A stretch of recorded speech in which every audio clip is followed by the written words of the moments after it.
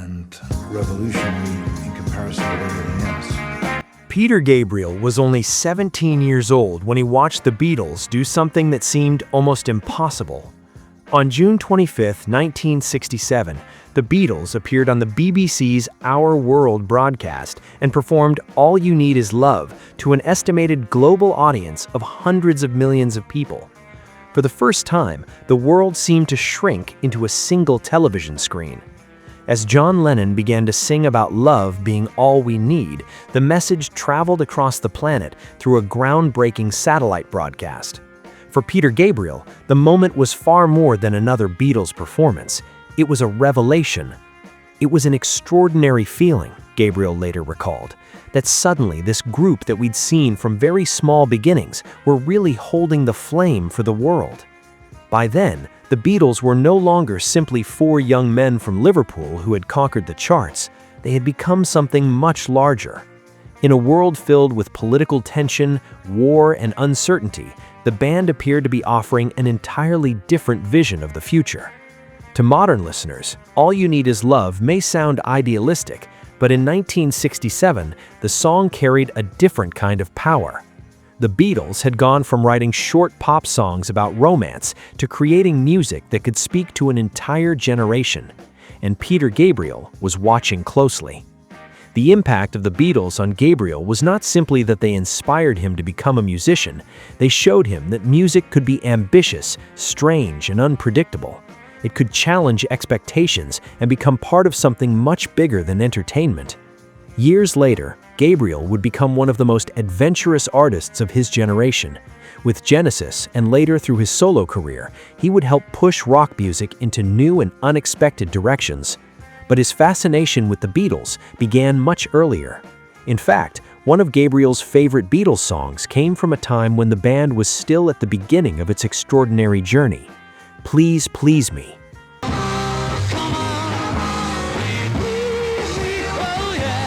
Gabriel once recalled that the first Beatles record he bought with his own pocket money was With the Beatles, but before he even owned the album, he had already heard the group on the radio. Please Please Me was coming over the radio, Gabriel explained. I would sit in the back of my parents' car when we were on these long drives down to the coast. For Gabriel, the song represented something people sometimes forget when looking back at the Beatles through the lens of history. Before Sgt. Pepper, before Strawberry Fields Forever, and before the band became synonymous with experimentation, the Beatles were young, energetic, mischievous, and full of life. And what people forget, I think, is that at the time it was really rebellious, rough, mischievous, and full of life, and irresistible to any young person. That was the real power of Please Please Me. It was not revolutionary because it sounded experimental. It was revolutionary because it felt new. There was an urgency to it, a sense that something had suddenly arrived and that popular music would never be quite the same again.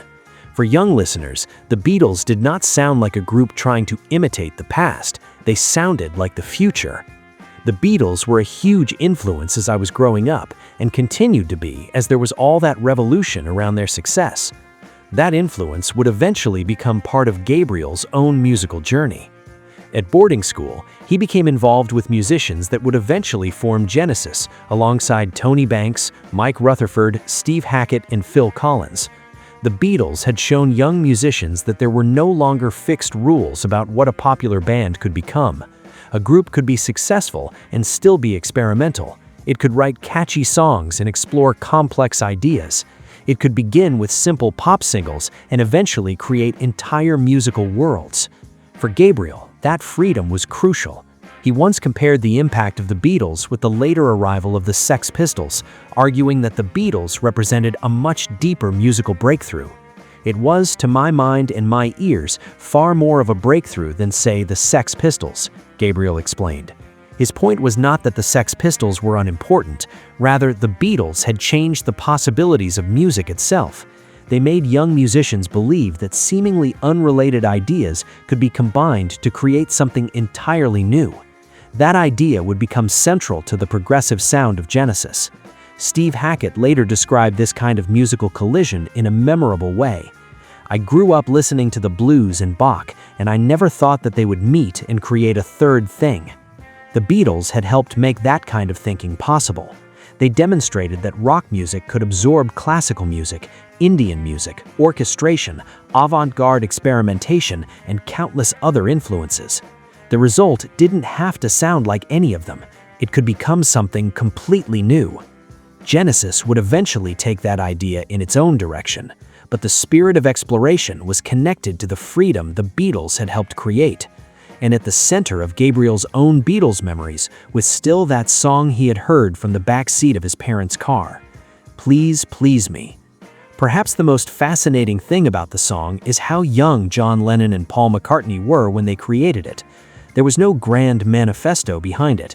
It was simply a song written by young musicians who were still discovering what they were capable of doing. Lennon later remembered writing the song in the bedroom of his Aunt Mimi's house on Menlove Avenue. "I remember the day and the pink coverlet on the bed," Lennon recalled. He had been listening to Roy Orbison, and the dramatic influence of songs like Only the Lonely helped inspire the composition. But the Beatles transformed those influences into something unmistakably their own. The song was urgent, melodic, cheeky, and full of youthful confidence, and perhaps that's exactly why it continued to resonate with Peter Gabriel. Before the Beatles became cultural icons, they were simply young men making music that felt alive, rebellious, rough, mischievous, and full of life. That may be the real reason Please Please Me remained so important to Gabriel. It represented the moment when music felt like a door opening. A song could come through the radio and suddenly make the world feel different. A young person could hear it from the back seat of a car and begin to imagine a completely different future. For Peter Gabriel, the Beatles did exactly that. They did not merely give him songs to listen to, they gave him a new idea of what music could become.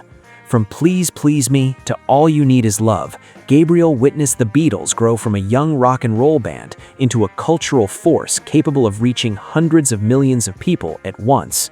And somewhere between those two moments, he began to understand something that would shape the rest of his own career. Music didn't have to stay in one place. It could evolve. It could challenge people. It could surprise them. It could even make them believe that the future might be different. For Peter Gabriel, that was the true magic of the Beatles. And it all began with a song that sounded, in his words, rebellious, rough, mischievous, and full of life. Please Please Me.